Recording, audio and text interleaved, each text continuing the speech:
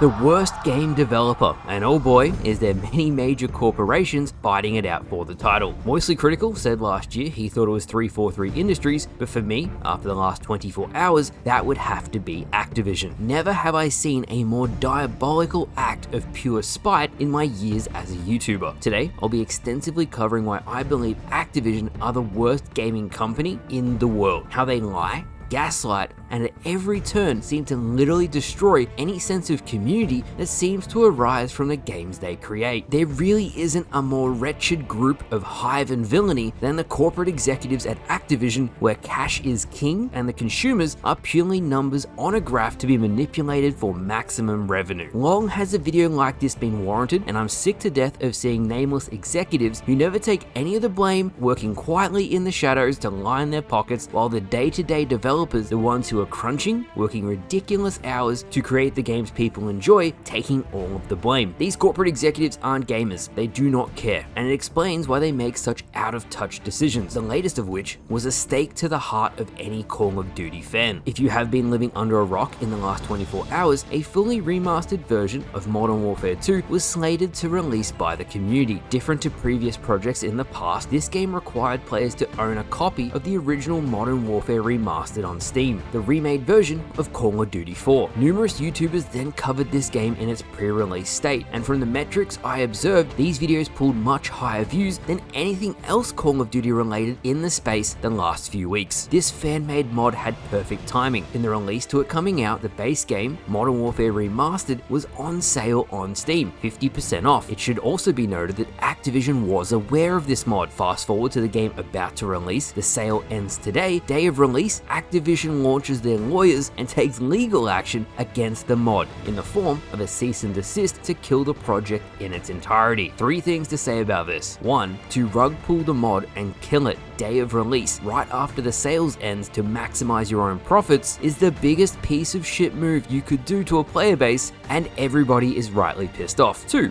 The mod isn't dead. The files have been shared by numerous individuals already, and other teams are working to circumvent the cease and desist to ensure the project releases even if it isn't through the official Modern Warfare Remastered game. 3. Word currently is that Modern Warfare 2 Remastered used copied assets from other Call of Duty titles, and that is the legal ground Activision is using to try and take down the mod. It's ironic that the state of modern gaming has gotten so bad that fans can create a better title than the official developer, mainly because devs are trying to tell people how they should play. It's also funny that even though Black Ops 6 has leaked in almost its entirety, Activision, the umbrella company that oversees all of Call of Duty games, felt that crushing this fan project was more important than dealing with all of the leaks in their upcoming title. If you weren't aware, even all of the campaign cutscenes have leaked for the upcoming Black Ops 6 release. For years, Activision has been trying to cash cow Call of Duty and milk it for all it's worth, trying to be Fortnite 2.0, effectively killing any sort of individual art style or identity the series once had. A new report even came out today, and when it rains, it pours, as Activision reportedly has been pushing Infinity Ward so hard that all development on Modern Warfare 4 has stopped due to Activision trying to throw their weight around, mainly about how the new game should be. What's worse is that all of the older Call of Duties, especially PC ones on Steam, are not safe. Activision continue to keep products up that if you play matchmaking on them to this day,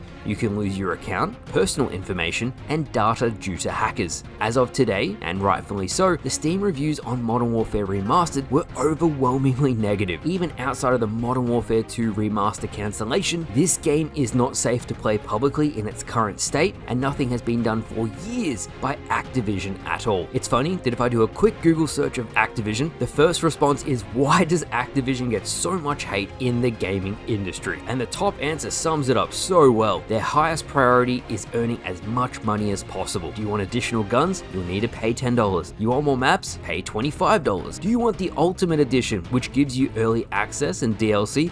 $100. What really pisses me off more than anything is that Activision recently released a brand new 25-page document on skill-based matchmaking in their games. The paper is 100% biased towards skill-based matchmaking being a positive for the game, game and is written as such. Of course, because then why would you change a system that works, right? I've linked the entire document in the description below as anyone can read it, but here's a few parts that will particularly annoy you. I'm sorry in advance. So Activision tested skill-based matchmaking. They tried stricter, they tried looser. They split the community in half, with one staying the same and one having the change parameters. The document reads that apparently the looser skill-based matchmaking had worse effects on the lower skilled players. Many of you go like, ha, skill issue. And yeah, you're right, but I also know that some people just get off work to relax. But seriously, what the document doesn't say and doesn't account for is the human nature of gaming. This hyper-refined black and white data doesn't quantify fun. It certainly tries to, but the social nature of gaming transcends so much more than that. It is so much more than what numbers on a spreadsheet say. Currently, it straight up discriminates against better players, who are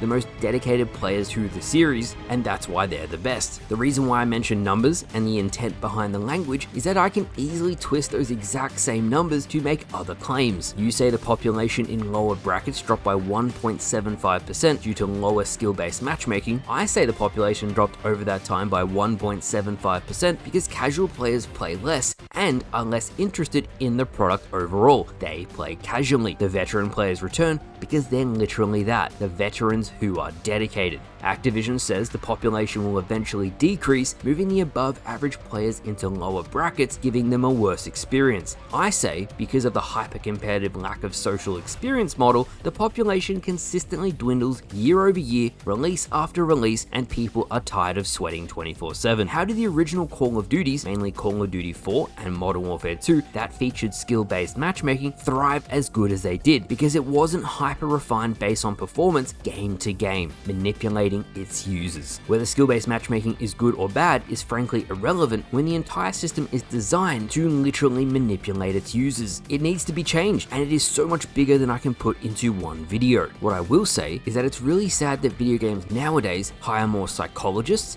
analysts, and machine learning experts to finally craft a system, even if it's at loss of fun. Manipulating human psychology and how the body functions in response to chemical reactions to maximize how long someone will be addicted to a game. How, just like a casino with a dopamine hit, it keeps you on the edge like an addict waiting for the next big win. The game will give you bad lobbies over and over and over again, and then after 3 to 4 games, gives you a carrot, a really, really good game to keep you hooked. And then it's back to bad games you go. Do you realize how bad that is? How unhealthy that is? How manipulative that is? Ooh, but it has higher retention. I'm sorry, but all of your arguments go out the window when there's young kids playing your games and you're psychologically manipulating them. Finally today, and I really wanted to mention and end on this. Game developers like Activision nowadays are consistently dictating to players how they should be playing their games. What happened to the sense of community with fans taking the base product offered and creating something different or amazing with it? It doesn't take away from the initial product offered, and that's exactly what the Modern Warfare 2 remaster did. It was creative, it was refreshing, and it offered players something new that wasn't harming anyone. The only explanation is this game was so scary to Activision that they had to take it down as they felt it would take sales away from their official releases. And isn't that telling that you're so scared of a fan-made mod that you have to take it down? This fan-made mod required you to buy a legal copy of the game, giving Activision sales. So to pull it at the very last possible minute to maximize their own revenue is spiteful and malicious. It also shows they don't have confidence in their official products if they're that intimidated by a fan-made project. If this is something you feel strongly about, I urge you to voice your own concerns, leave the video a like, share it around. As time goes on, this seems to be happening more and more, so I'll continue to speak out against things I strongly disagree with. I feel sorry for the Modern Warfare 2 remastered devs who put in years of work to get crushed at the finish line. I also feel sorry for the fans who were robbed of one of the most anticipated launches in years. Nevertheless, I hope this was informative. Thank you all for watching, and I'll see you guys later.